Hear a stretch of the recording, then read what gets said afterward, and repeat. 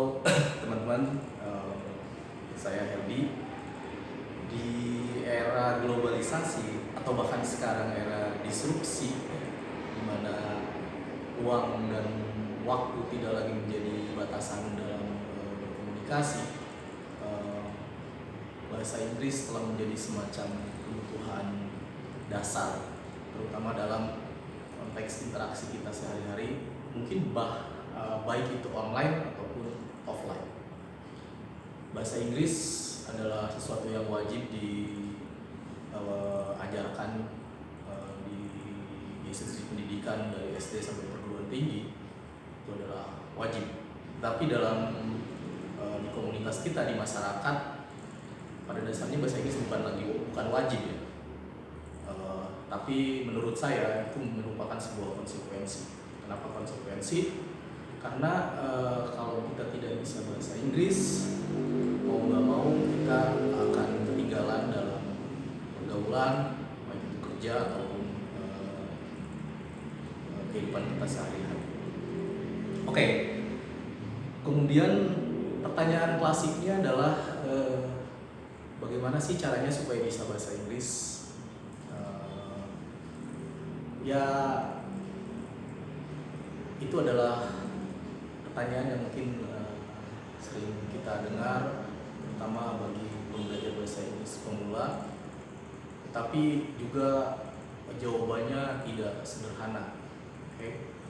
Tapi setidaknya menurut perspektif saya, gimana sih caranya supaya kita bisa bahasa Inggris? Ya, balik lagi ke pertanyaan, dulu kita bisa bahasa Indonesia kayak gimana, dulu kita bisa bahasa Jawa, dulu kita bisa bahasa Sunda, itu kayak gimana. Dulu kita bisa bahasa Indonesia, bahkan pengalaman saya sendiri, saya bisa bahasa Indonesia bahkan sebelum diajarkan bahasa Indonesia di sekolah. Ataupun saya dulu bahasa pertama yang bisa saya kuasai itu bahasa Sunda. Saya bisa bahasa Sunda bahkan sebelum diajarkan bahasa Sunda di sekolah. Oke, jadi bahasa Jawa juga sama, bahasa daerah lain. Saya yakin teman-teman bisa menguasai bahasa-bahasa ibu atau bahasa daerahnya bahkan sebelum diajarkan bahasa itu di sekolah. Kita menyadari nggak bahwa dari mana sih kita bisa bahasa itu kan sebelum diajarkan di sekolah? Itu dari interaksi, dari lingkungan. Oke. Tingkat keterpaparan kita dengan bahasa tersebut itu tinggi. Keseharian kita mungkin dari 24 jam bisa jadi 12 jam kita berinteraksi dengan bahasa itu. Oke. Jadi itu namanya dalam bahasa itu exposure, keterpaparan kita tinggi terhadap bahasa tersebut. Begitu juga bahasa Inggris, saya yakin bahasa itu juga mungkin bahasa-bahasa lainnya. Kalau tingkat keterpaparan kita dengan bahasa Inggris yang tinggi, itu pasti membantu kita menguasai bahasa tersebut. Misalnya ada anak yang dilahirkan di negara berbahasa Inggris, interaksi dia sehari-hari dengan bahasa Inggris, saya yakin dia bisa bahasa Inggris bahkan sebelum bahasa Inggris diajarkan ke mereka. Nah, itu menurut saya salah satu kunci kita dalam menguasai bahasa Inggris. Itu dalam tataran praktek. Tapi dalam tataran teorinya, kayak barusan mungkin kita menyebut itu dalam konteks satu exposure, mungkin agak sedikit besar. Oke, exposure membantu kita mengakuisisi atau menguasai sebuah bahasa, keterpaparan kita tinggi. Terus juga tidak kalah penting menurut saya, juga ada apa yang disebut dengan grammar atau tata bahasa, ada juga dengan vocabulary. Kenapa saya menyebut itu setelah exposure? Oke, ada di sini grammar, itu juga lumayan menurut saya masih sama-sama penting. Juga vocabulary.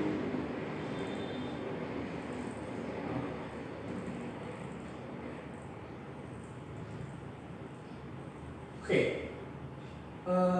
Diibaratkan kalau kita berkomunikasi dalam bahasa Inggris itu kita membuat kalimat. Berkomunikasi pasti kita bertukar ide itu dibangun berdasarkan ekspresi-ekspresi atau kalimat itu terdiri dari beberapa kata.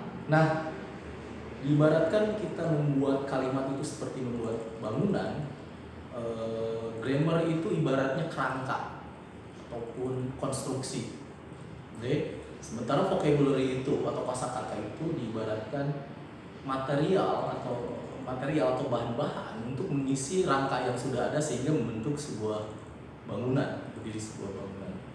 Nah, seperti itulah posisi grammar dan vocabulary dalam membuat kalimat dalam bahasa Inggris.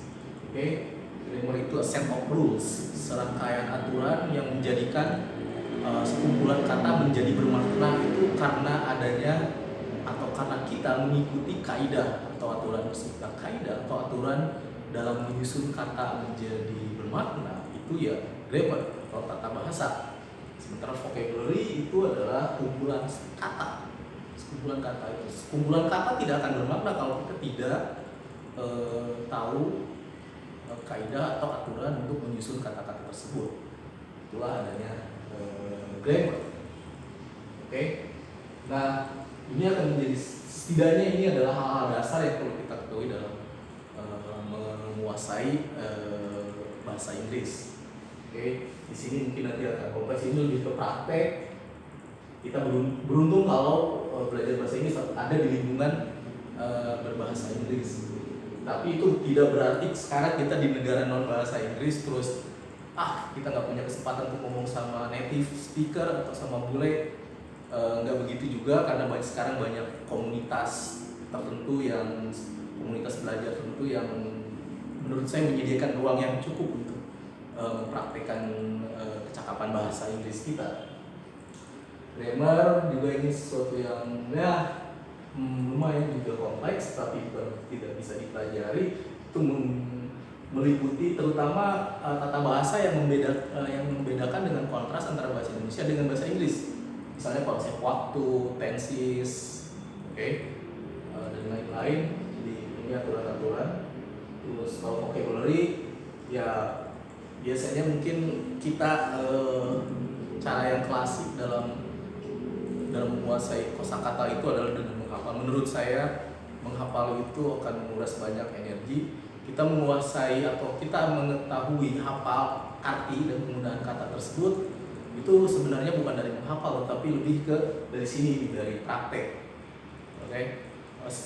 Kecenderungan dari kita, semakin kita berusaha menghafal dengan keras, semakin gampang itu si kata-kata tersebut mudah atau gampang melupa dari ingatan kita. Jadi menurut saya vocabulary itu lahirnya dari praktek. Kita ingat kata tersebut, tahu penggunaan kata tersebut karena kita mempraktekannya.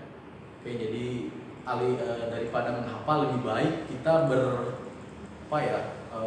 berinteraksi menggunakan kata-kata tersebut.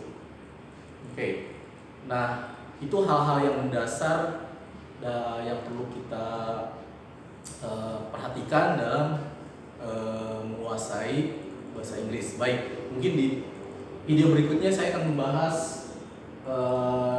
grammar, terutama grammar. Saya akan fokuskan di grammar, tata bahasa, karena dalam bahasa Indonesia itu tidak mengenal misalnya tenses, konsep waktu, tapi dalam bahasa Inggris ada konsep waktu gitu. Waktu yang mempengaruhi predikat atau kata kerja dan lain-lain. Sementara itu dulu.